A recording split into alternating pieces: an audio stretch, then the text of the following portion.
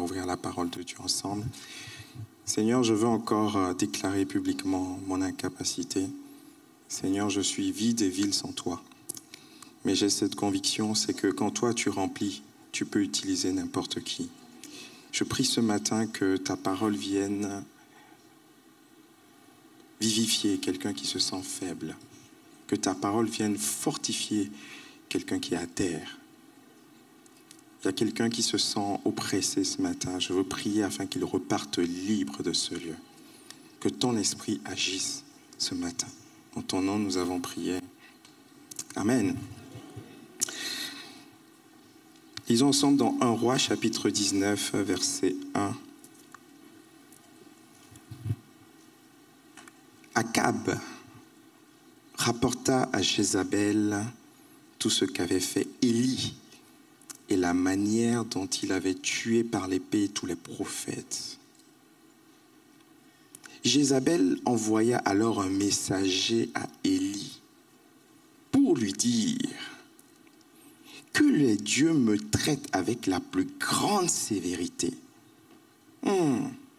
Si demain, dites avec moi demain, si demain à la même heure, je ne te fais pas ce que tu leur as fait. Verset 3, voyant cela, Élie se leva et partit pour sauver sa vie. Il arriva à Beersheba, une ville qui appartient à Juda, et il y laissa son serviteur. Quant à lui, il marcha toute une journée dans le désert, puis il s'assit sous un genêt et demanda la mort, en disant, c'est assez, maintenant, Éternel, prends-moi la vie, car je ne suis pas meilleur que mes ancêtres. Le titre de mon message ce matin, c'est une question. Pourquoi même des croyants fidèles s'effondrent? Pourquoi des chrétiens authentiques, des chrétiens solides, des chrétiens qui ont du fruit spirituel peuvent arriver à un moment où ils sont à terre? Peut-être que tu es là ici pour la première fois. Dieu veut te dire aussi, et Dieu veut te préparer. Parce que la vie chrétienne, ce n'est pas une vie simple. La vie chrétienne est une vie jonchée d'obstacles. Et nous tous, nous pouvons arriver un jour où la pression est telle qu'on peut craquer. La bonne nouvelle, c'est que ce n'est pas une fatalité. La bonne nouvelle, c'est évitable. Quelqu'un peut dire Amen ce matin? C'est évitable. Un sondage du site leco.fr, un sondage récent, indique que près de 50% des travailleurs en France auraient déjà vécu un burn-out. C'est énorme. Ça veut dire que si je coupe la salle en deux, tout cela aurait vécu un burn-out. On peut se dire, oh, ça c'est dans le monde, dans l'église c'est différent. Permettez-moi d'émettre quelques doutes. Le burn-out se traduirait par un état d'épuisement ressenti face à des situations de travail exigeantes, face à une pression exigeante, face à un contexte où on a une obligation de résultat, face à un contexte où les relations sont tendues. Il y a une pression qui vient. On a la sensation d'être brûlé, vidé de toutes ses forces. L'épuisement progressif peut atteindre un point de non-retour où on se repose, on se couche, mais on ne se réveille pas reposé. Avec des symptômes comme la fatigue, des douleurs musculaires, des maux de tête, des maux de dos, des troubles de sommeil, des insomnies, des hypersomnies, des pertes de concentration, des troubles de mémoire, l'hypersensibilité, l'irritabilité, la baisse de motivation, la perte de confiance en soi, l'autodévalorisation, la dépression, les pensées de suicide, la dépersonnalisation, le cynisme et le repli sur soi. Il y a quelques années, en 2019, on a accueilli à l'église Paris Métropole une jeune femme qui s'appelle Gervie. C'est une jeune femme brillante, elle a fait Sciences Po, elle est diplômée, c'est une femme extraordinaire, très gentille, très serviable. Mais elle est arrivée à un moment où, pour toutes sortes de circonstances, elle avait des pensées négatives, des pensées de dévalorisation constante. Elle a rompu ses fiançailles, elle s'enfermait chez elle pour pleurer de façon complètement incompréhensible. Et un jour, elle va crier à Dieu. Et la lumière va s'allumer. Et cette femme, aujourd'hui, elle est une des responsables de notre Église. Elle fait partie de l'équipe de responsables, elle est leader de louange. J'aimerais dire à quelqu'un aujourd'hui, une solution est possible avec Dieu. Alléluia. Pourquoi Élie en arrive à un point où il est à terre? Ce qu'on lit là, c'est la saison 2 de l'histoire d'Élie. Parce qu'il y a une saison 1. Si on regarde uniquement à Élie dans ce texte, on peut se dire quel personnage négatif et faible. Il s'enfuit parce qu'une femme a dit une parole. Il s'assoit sous un genêt, il demande la mort. Il n'est pas inspirant, Élie. Mais quand on regarde la fin d'Élie, Élie, c'est le plus grand prophète de l'Ancien Testament. Rappelez-vous, sur la montagne de la transfiguration, il y avait Jésus, Moïse qui représente la loi et Élie qui représente les prophètes. Ce n'est pas n'importe qui, Élie.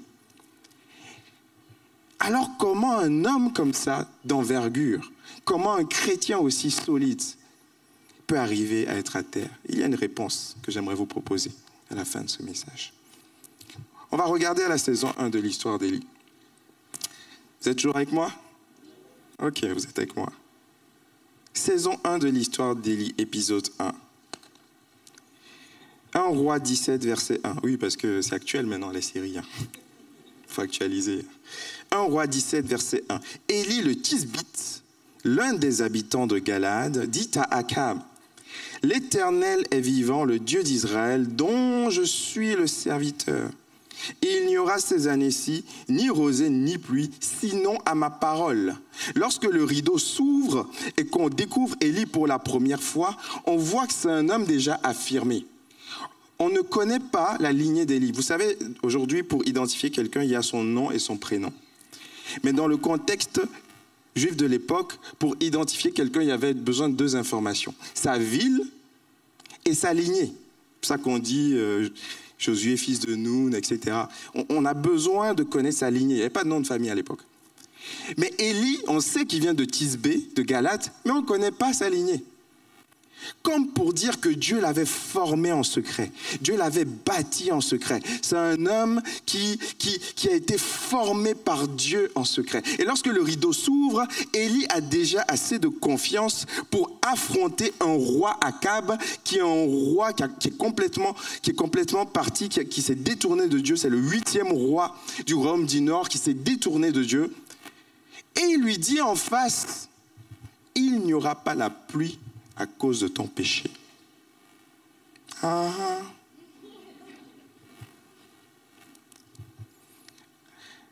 À l'époque, je sais qu'il y a des experts de théologie ici, mais je vulgarise pour les nouveaux. À l'époque, le roi n'avait pas de contre-pouvoir. Ce n'est pas comme aujourd'hui. Il n'y avait pas de possibilité de faire appel. Le roi était à la fois le président, le premier ministre, le maire, le policier, le juge et l'huissier qui te fait sortir. Il était tout.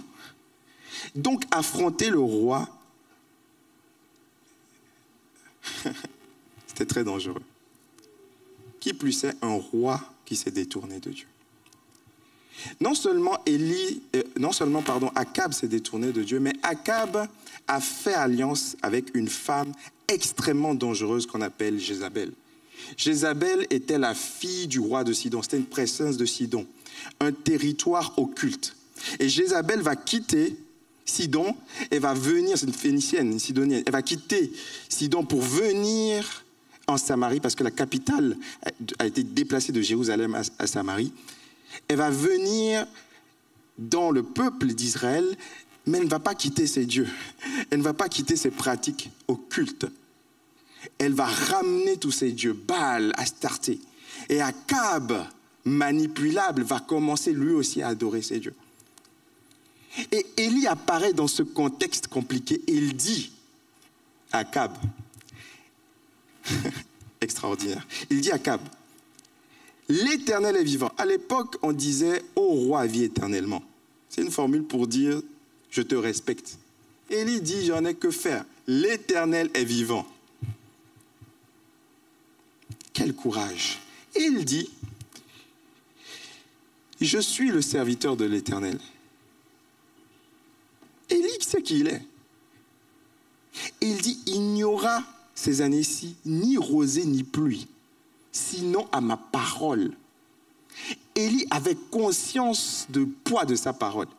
Alors, comment un homme comme ça peut, dans la saison de finir, à terre au point de demander la mort?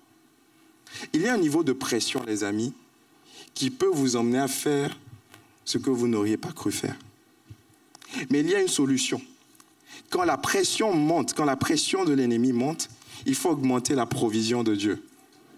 Quand la pression du boulot monte, quand la pression de la maladie monte, quand la pression de la famille monte, il faut aller chercher des ressources auprès de Dieu pour tenir. Alléluia. Alors, il y a quelque chose d'intéressant. Lorsque Élie va ordonner à la pluie de s'arrêter, il va lui-même se poser la question, qu'est-ce qui va m'arriver, moi?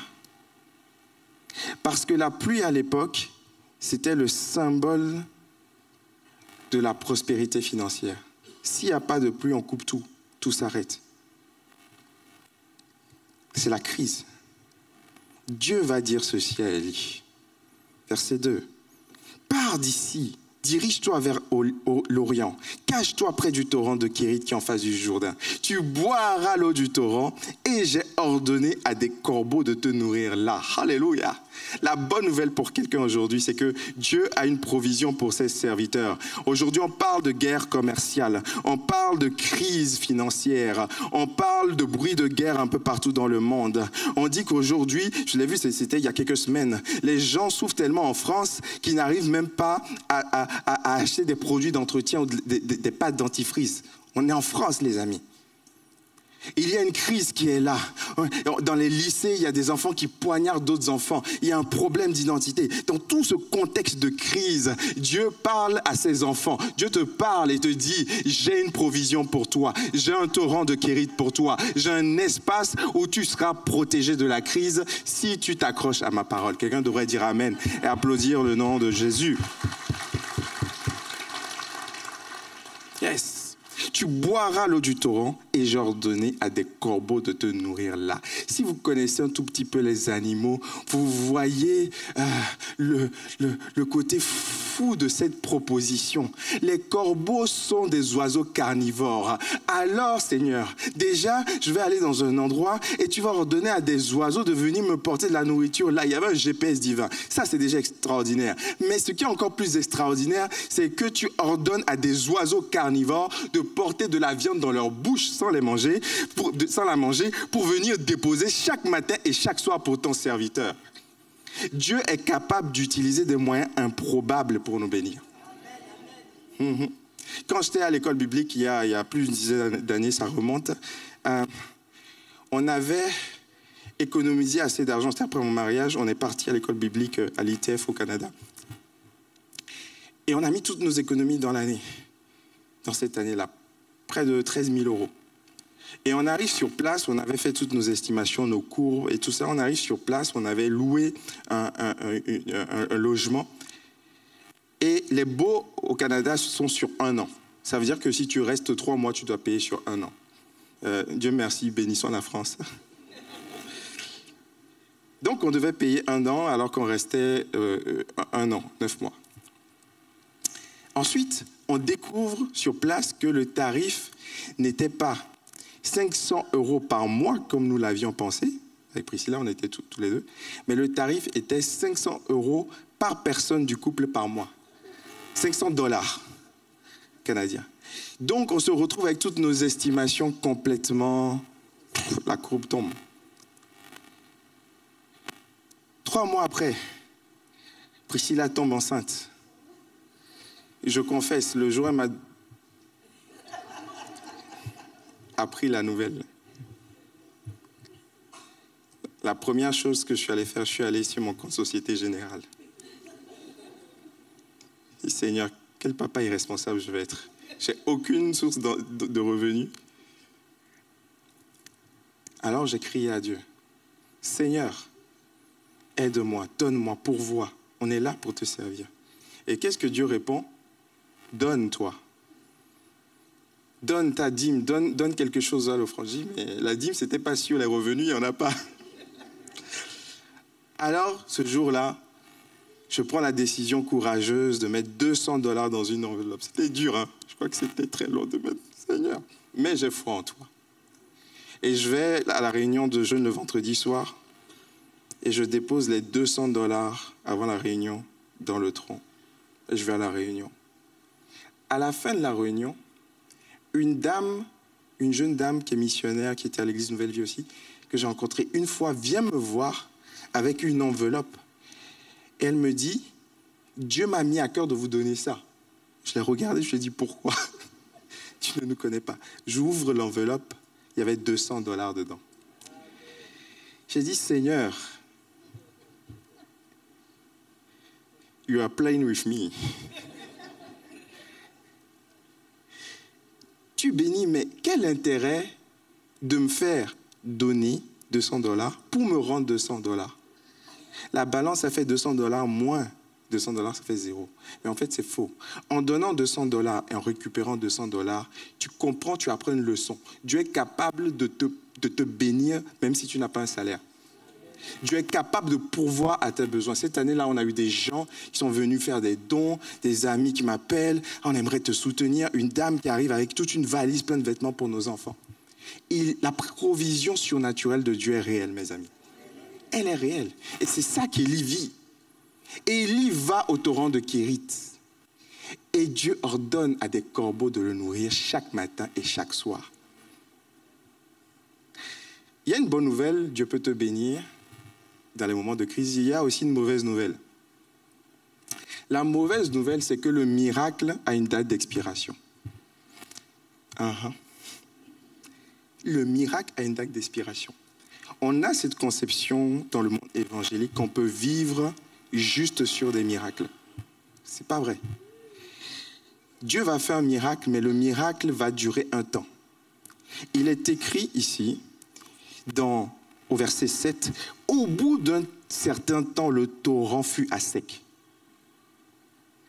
Dans notre vie chrétienne, on va vivre ça. Des moments, on va voir un miracle de Dieu dans notre santé. Et puis, au bout d'un certain temps, on rechute. Et la réaction, le réflexe, c'est « Seigneur, pourquoi est-ce que tu m'as abandonné? Seigneur, pourquoi est-ce que j'ai rétrogradé? Est-ce que j'ai fait quelque chose de mal ?» J'aimerais te dire de la part de Dieu, lorsque le torrent est à sec, ce n'est pas le moment de te plaindre, ce n'est pas le moment de dire « Pourquoi m'as-tu abandonné ?» Ce n'est pas le moment de commencer à râler, c'est le moment de demander à Dieu une autre parole et une autre destination. Élie ne se plaint pas. Il comprend que c'est la fin de saison à Kérit. Qu'est-ce qu'il va faire? Il va aller chercher Dieu. Et Dieu va lui dire ceci. Dieu va lui dire, verset 8, « Lève-toi, va à Sarepta, qui appartient à Sidon et demeure là. J'ai ordonné à une femme veuve de te nourrir. » Il y a beaucoup, quand tu lis cette phrase et que tu connais le contexte biblique, tu te dis c'est fou en fait, c'est pas possible. C'est complètement fou. On est dans la sécheresse. On est dans la crise. Dieu, tu m'envoies dans un territoire étranger, Sidon, qui est le territoire de Jézabel, pour qu'une femme me nourrisse. Ça n'a pas de sens. Les Sidoniens, ce n'est pas des gens qui respectent les hommes de Dieu. Je vais faire tout ce voyage-là et il n'y avait pas de coup de fil. Ils ne pouvaient pas anticiper. Je vais là-bas et une femme sidonienne va me nourrir. Une femme qui ne craint pas Dieu va me nourrir. Et en plus, une femme veuve. Une femme veuve n'a pas de revenus. Tu peux te dire, mais comment Dieu tu fonctionnes? Dieu est en train d'entraîner encore Élie. Je suis capable d'utiliser des moyens improbables pour te nourrir. Alléluia. Va à Sarepta, j'ai ordonné à une femme veuve de te nourrir. En 2025, on a besoin d'apprendre que quelquefois Dieu nous nourrit directement du ciel, Mais quelquefois, Dieu passe par des gens pour nous nourrir. Après Covid, on a entendu toutes sortes de choses. Oh, l'église va changer, tout va être en ligne, tout va être numérisé, il n'y a plus besoin de venir en présentiel. Quelquefois, oui, le Saint-Esprit va te parler directement dans ta chambre. Les corbeaux, le Saint-Esprit va arriver directement dans ta chambre et va te parler. Tu vas lire ta Bible, tu vas être nourri, tu vas vivre ta foi de façon personnelle. Mais quelquefois, tu as besoin d'aller dans une église, tu as besoin d'aller à Sarepta, parce que Dieu a ordonné à quelqu'un d'autre de te bénir. Tu viendras à l'église Bordeaux République et puis Marilyn te prendra dans ses bras. Tu vois, tu as besoin d'une chaleur humaine. Tu ne peux pas vivre ta foi seul. Je parle à quelqu'un aujourd'hui, tu viens et puis tu repars. Tu viens juste après le début du culte et tu pars juste avant la fin pour être sûr de ne parler à personne. Et tu es sûr que tu vas vivre ta foi comme ça. Erreur. Quelquefois, le torrent va sécher et tu seras obligé de dépendre d'autres personnes. Amen. Cette femme n'avait de provision que pour la journée. Élie lui dit, donne-moi à boire. Puis Élie lui dit, donne-moi à manger, donne-moi du pain.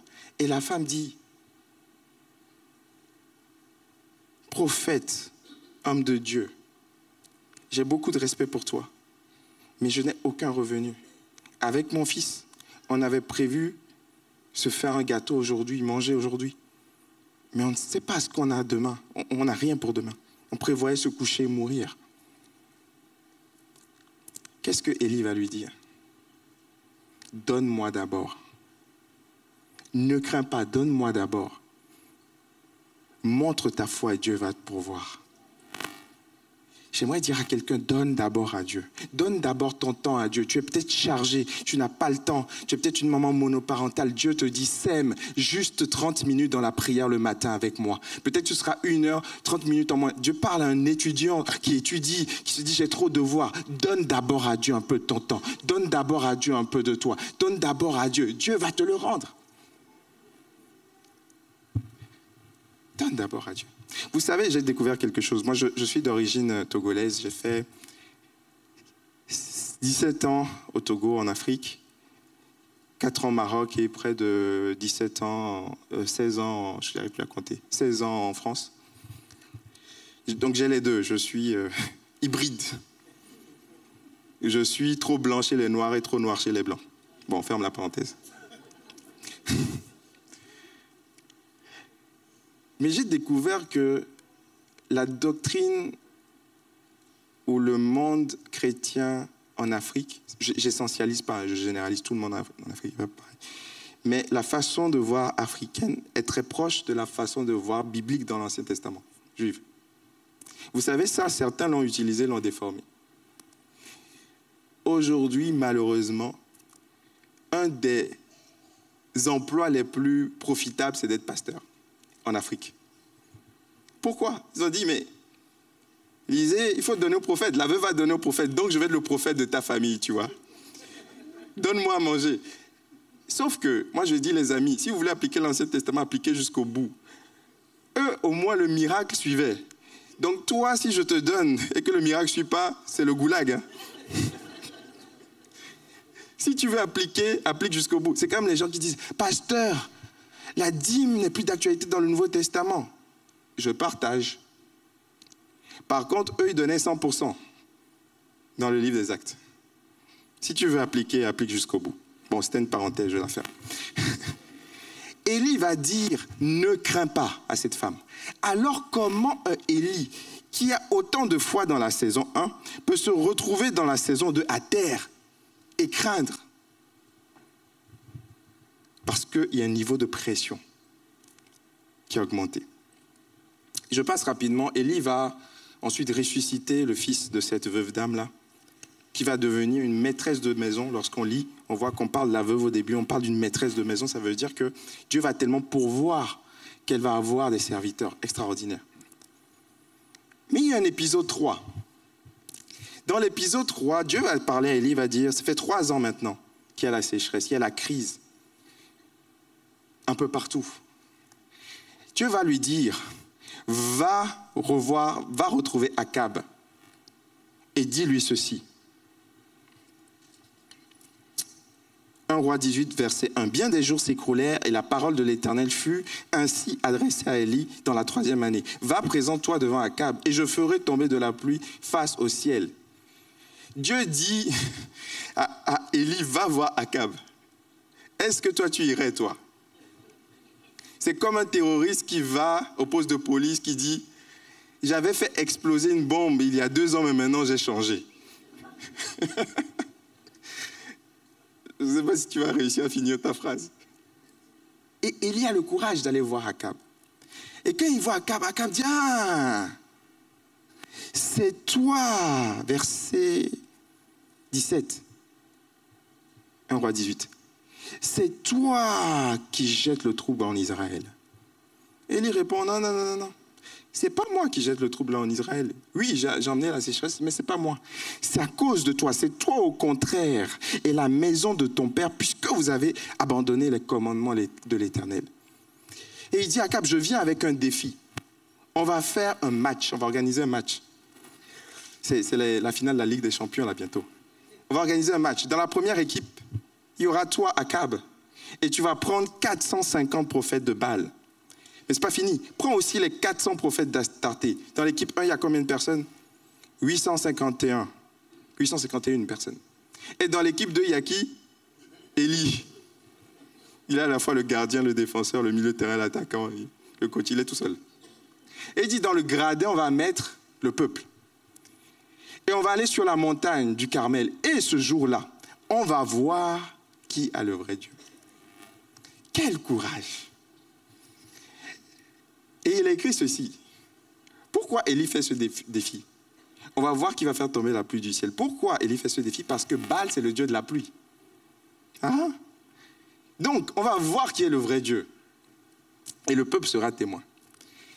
Verset 25. Non, verset 26.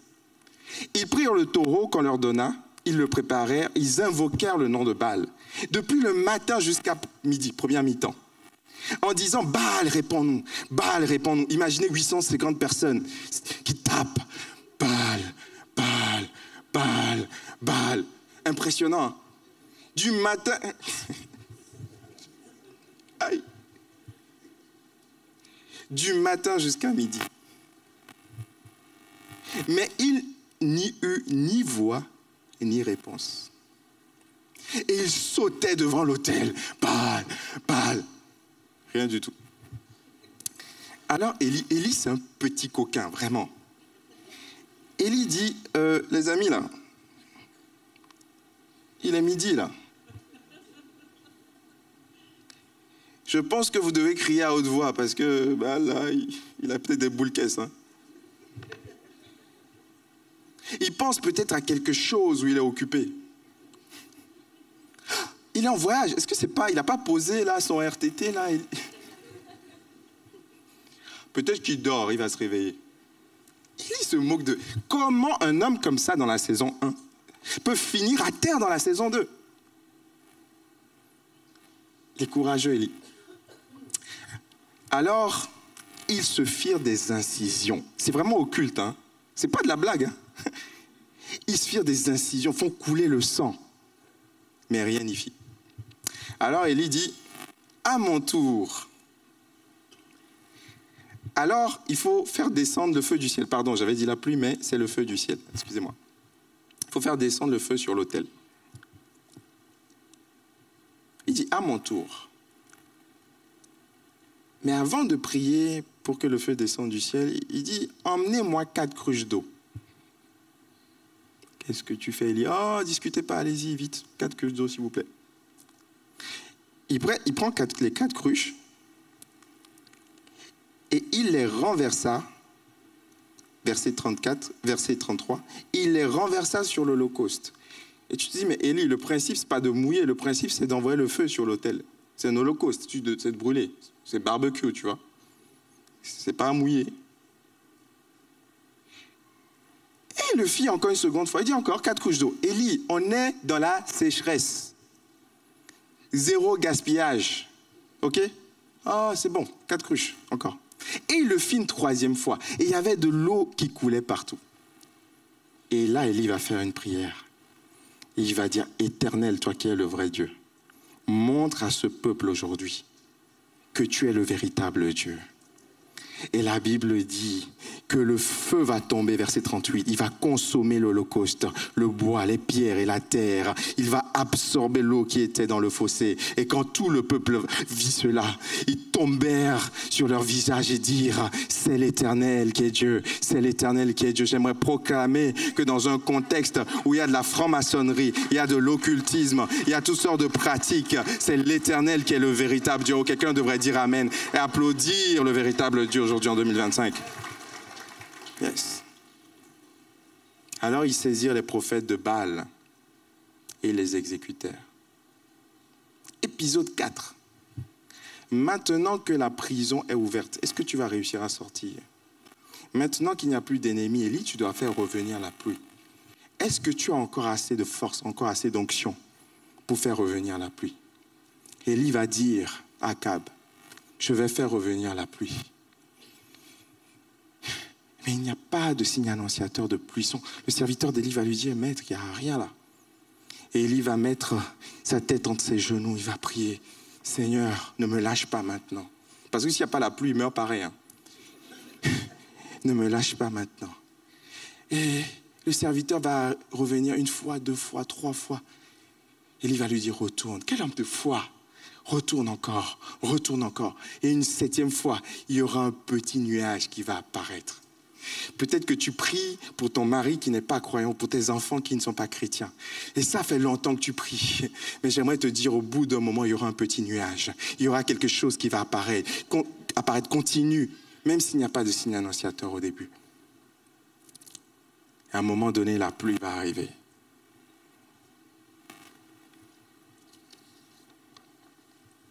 Verset 45.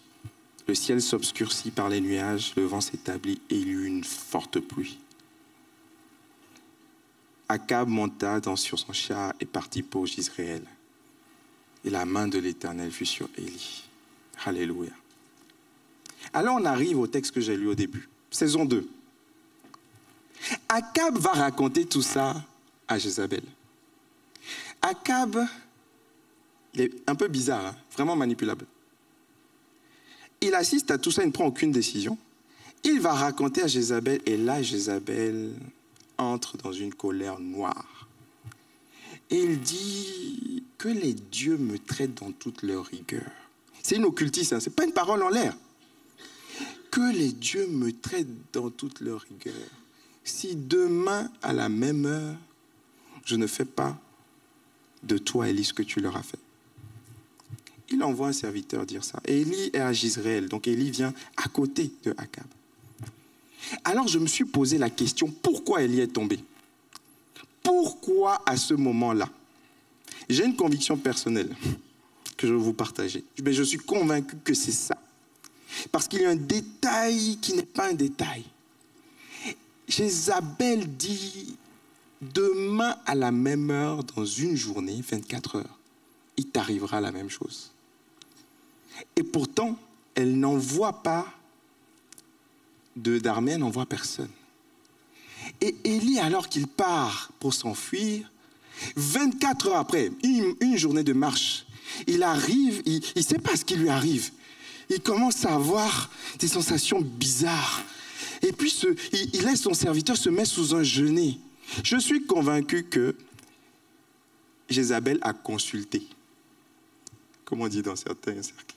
Je suis convaincu que Jézabel est allée faire des trucs occultes. Convaincu. Parce que, comment elle n'a envoyé personne? Comment ça se fait que tu envoies un messager pour menacer alors que tu n'envoies personne? Il s'est passé quelque chose dans le monde occulte. Et en fait, la pression a augmenté. La pression sur Élie a augmenté. Il y a des hommes de Dieu qui chutent. Pas parce qu'il y en a, ils sont dans la duplicité depuis longtemps. Okay. Mais il y en a, c'était de véritables hommes de Dieu qui avaient du fruit. Comment ça se fait qu'ils tombent dans l'adultère? En fait, ce n'est pas qu'ils voulaient tomber dans l'adultère. C'est qu'il est arrivé à un moment de découragement, de fatigue. Et en fait, il s'est laissé aller. Il y a des chrétiens qui chutent des femmes authentiques, des femmes de Dieu qui sont là, qui ont 40 ans, qui ont servi dans l'église. Et puis à un moment donné, pasteur, vraiment, je dois quitter l'église parce que je sors avec un non-chrétien. Mais pourquoi toi, tu as enseigné à d'autres à ne pas faire cela? Mais parce que la pression de l'âge a tellement monté qu'elle s'est laissée aller. Je prie que ce ne soit pas votre cas au nom de Jésus. Alléluia. La pression a augmenté, mais le problème, ce n'est pas la pression, on ne contrôle pas la pression. Le problème, c'est que Élie n'a pas augmenté la provision en face.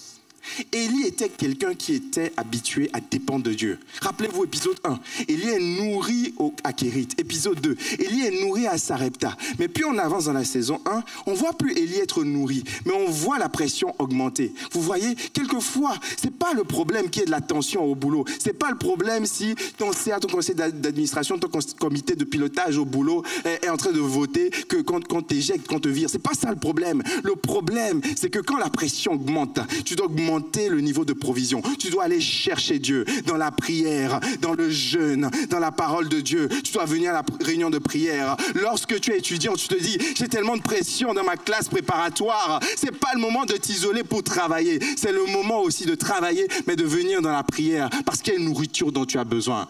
Oh, quelqu'un peut dire Amen. Élie a subi plus de pression, mais il n'a pas augmenté le niveau de provision. Et à un moment donné, la parole de Jézabel, l'action de Jézabel est venue mettre un chaos à Élie.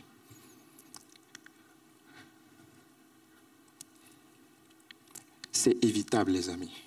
Ce n'est pas une fatalité de bien commencer, de mal finir. C'est évitable. Alors, quelle est la solution? 3 solutions en terminant. Je vais rattacher mes lacets, c'est les aléas du direct. Réfléchissez aux 3 solutions.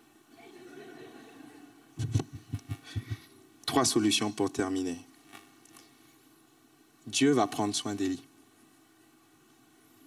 Dieu ne lâche pas ses enfants quand ils sont découragés.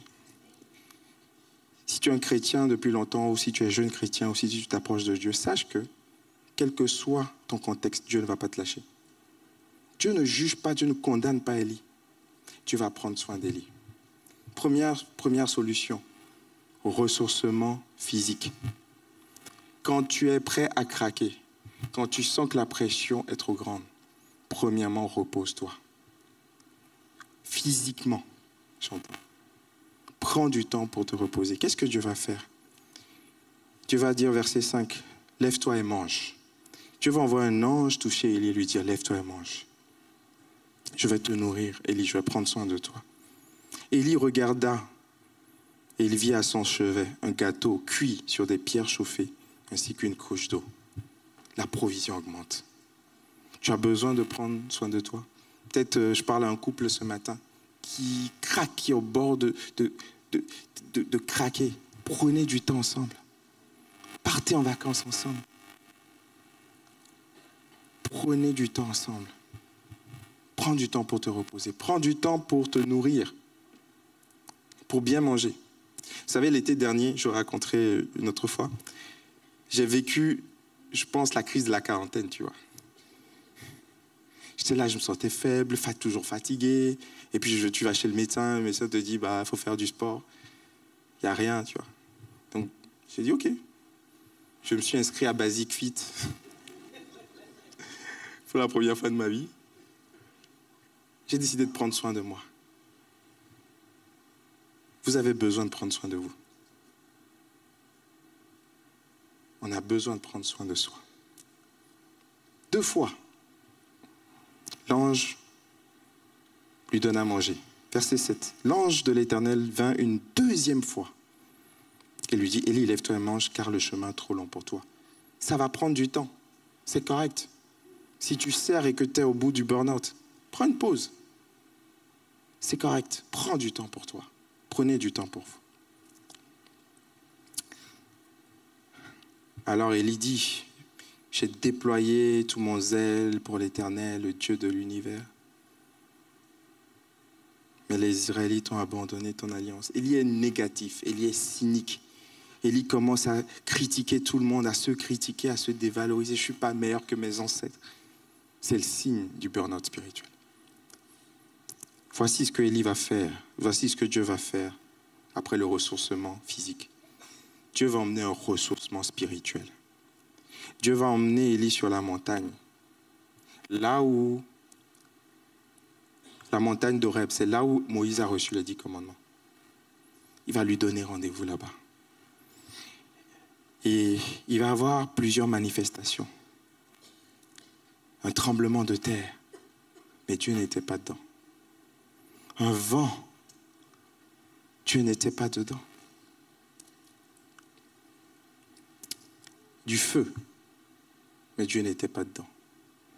Et ensuite, il va y avoir un murmure doux et léger. Comme pour dire à Élie, Élie, tu es un homme de feu, mais quelquefois, je peux te parler différemment. Quelquefois, tu es tellement fatigué que tu n'as même pas de force pour prier. N'arrête pas de prier, prie juste différemment. Parce que c'est quand tu as le moins envie de prier que tu as le plus besoin de prier. Je vais la refaire. C'est quand tu as le moins envie de prier que tu as le plus besoin de prier. Donc, comme tu n'as pas la force, va juste marcher dans la nature. Va juste dans un cadre, écoute juste de la louange, change ta façon de prier si tu n'as plus de force. Mais prie, parce que tu as besoin d'un ressourcement spirituel. En 2025, nous avons besoin d'être ressourcés spirituellement. Si tu ne te ressources pas spirituellement, le diable va te manger comme un petit biscuit. Je te dis la vérité. Avec toute la pression qu'il y a, tu ne vas pas tenir. Tu as besoin de te nourrir spirituellement. Parce que ceux qui se nourrissent spirituellement sont une arête dans la gorge de Satan. Satan ne peut pas, ils sont incomestibles. C'est ça. Paul voulait détruire l'église, mais l'église priait. Et Jésus lui-même est apparu, il a dit, tu ne peux pas regimber contre mes aiguillons. Il y aurait une aiguille, tu ne peux pas. Alléluia. Troisième ressourcement. Élie dit, je suis resté moi seul. Je suis resté tout seul. Et c'est la même rengaine, je suis seul. Tout le monde est mauvais, il n'y a plus de bonnes églises, il n'y a plus des chrétiens, et puis tous les hommes sont infidèles, tu vois. Négatif. Dieu dit non, c'est faux. C'est pas vrai. Encore aujourd'hui, il y a du bon. Élie a perdu toute lucidité. Regardez, Élie s'enfuit de Jézabel pour conserver sa vie et ensuite demande la mort. Si tu voulais mourir, pourquoi tu ne restes pas là? Il a perdu toute lucidité. Élie dit, je suis resté seul. Mais il est écrit au verset, je vais vous le dire, c'est étonnant. Verset 3, il est son serviteur. Il y avait un serviteur qui était là avec lui, il le laisse seul et il dit, je suis resté seul. Il y a des personnes qui se plaignent de ne pas avoir d'amis, mais ils s'isolent. Tu as besoin de t'entourer. Troisième type de ressourcement émotionnel et relationnel. Tu as besoin, quand tu es fatigué, de t'entourer des bonnes personnes. Dieu va dire ceci à Élie, en terminant, l'équipe de louange peut s'approcher. Vas-y, poursuis ton chemin jusqu'au désert de Damas. Une fois arrivé là-bas, tu consacreras par onction Hazaël, roi de Syrie. Mais c'est un ennemi, lui, roi de Syrie. Il y a des contextes où tes amis ne sont pas là où tu les attends. C'est des épreuves qui te révèlent tes vrais amis. Tu vas oindre par onction Hazaël, roi de Syrie. Tu consacreras aussi par onction Jéhu, le petit-fils de Nimshi. Vous pouvez commencer à jouer, s'il vous plaît. Ça va, Giovanni? T'es là? Ouais. Tu consacreras par onction Jéhu, le petit-fils de Nimshi, comme roi d'Israël. Et tu consacreras par onction Élisée, fils de Shaphat. Et regardez ce qui est écrit, c'est magnifique. C'est l'image de l'Église. Celui qui échappera à l'épée d'Hazaël, Jéhu le fera mourir. Et celui qui échappera à l'épée de Jéhu, Élisée le fera mourir. Lorsque tu te sens fatigué, lorsque tu te sens seul, lorsque tu te sens découragé, va prendre la main des frères, va prendre la main des sœurs et commencer à prier ensemble.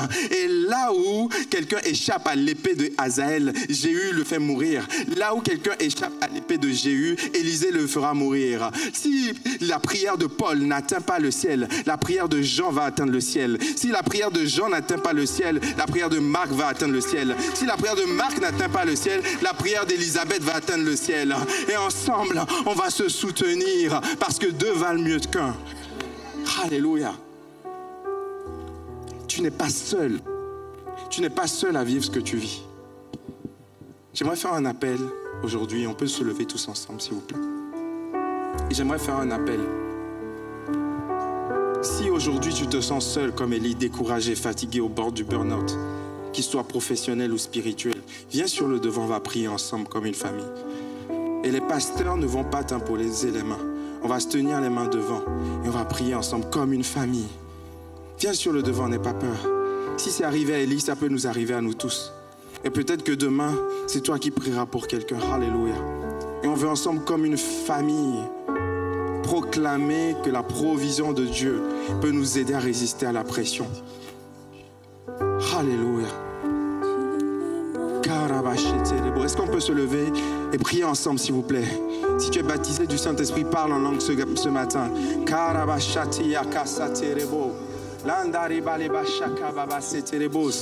Prions ensemble comme une église, comme une famille. Dressons une muraille de protection ici. Oh, faisons d'ici un endroit safe. Un endroit comme lorsque l'ange est venu toucher l'épaule d'Élie. Viens, touche l'épaule de quelqu'un. Tu n'es pas seul. Si vous le permettez, prenez la main de quelqu'un, si vous le permettez, délicatement, pour dire je ne suis pas seul. Et Seigneur, je vais triompher. Parce qu'il y a une saison 3.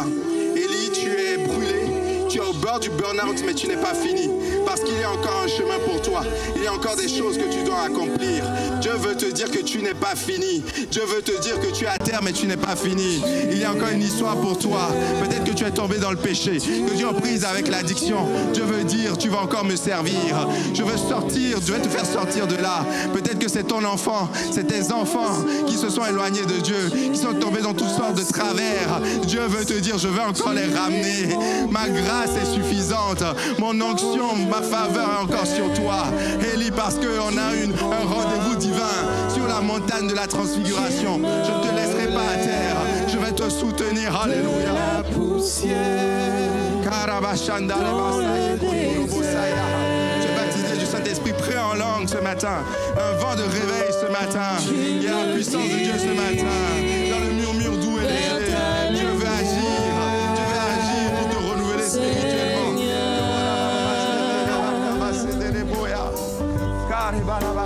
Tu es mon Père, tu restes Dieu dans mon désert. Seigneur, nous avons besoin de toi, Seigneur. Sans toi, nous ne pouvons rien faire. Mais avec toi, nous pouvons tout parce que tu nous fortifies. Seigneur, je viens pleurer pour chacun de mes frères et sœurs qui s'est avancé, Seigneur. Soutiens-le, relève-le, renouvelle-le. Elle est à terre, mais son histoire n'est pas finie. Oh, on fait une œuvre surnaturelle. Si tu as réussi à emmener à nourrir avec les corbeaux, tu es capable de renouveler mon frère, ma soeur. Si tu es capable d'utiliser une femme veuve dans un pays païen pour nourrir le prophète, tu es capable de faire du bien. Tu es capable de faire du bien. Si tu as réussi à confondre les 850 prophètes de Baal et d'Astarté, tu peux le faire encore aujourd'hui. Rien ne me séparera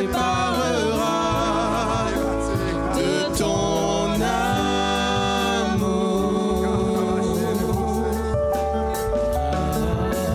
Alpha, Oméga, tu régneras toujours.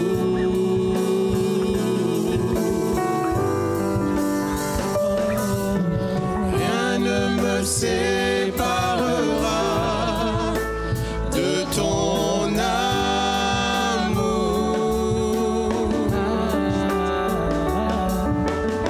Alpha, Oméga, tu régneras toujours. Alléluia. Est-ce qu'on peut acclamer le Seigneur ensemble comme un signe de victoire collective? Vous pouvez regagner vos places, mes bien-aimés. Le Seigneur sera avec vous. Le Seigneur sera avec vous. Alléluia. Reprendre le chant. Et chantons, alors qu'on va reprendre ce chant, chantons avec foi et victoire. L'Éternel est de notre côté, les amis. Amen. On peut reprendre le chant.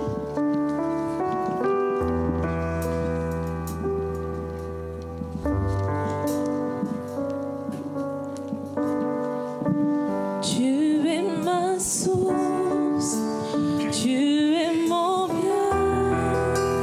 Quand je me perds, tu prends ma main, tu me relèves de la poussière dans le désert.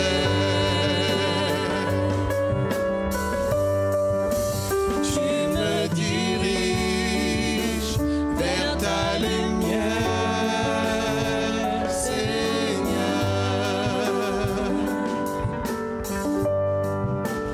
Tu es mon Père, tu restes Dieu dans mon désert. Je te prie et tu entends ma voix.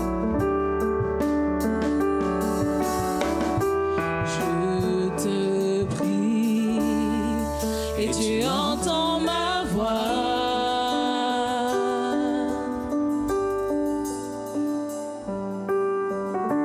Je fléchis les genoux devant toi. J'ai besoin que tu traces un nouveau chemin.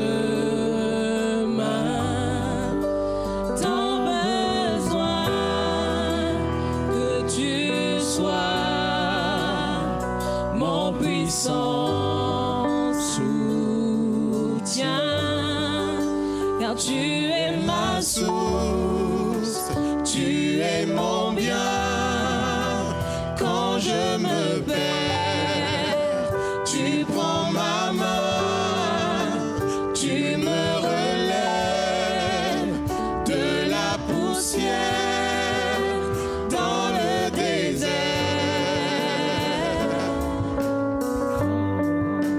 Tu me diriges vers ta lumière, Seigneur. Tu es mon Père, tu restes Dieu dans mon désert. Reprenons ensemble, rien ne me séparera de ton amour. Rien ne me séparera de ton amour.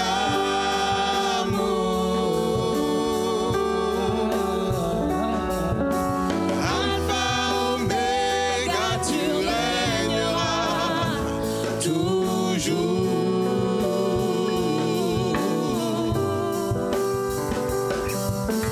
Rien ne me séparera de ton amour. Oui, Alpha, Oméga, tu régneras toujours. Car tu es ma source, tu es mon bien. Quand je me perds, tu prends ma main, tu me relèves de la poussière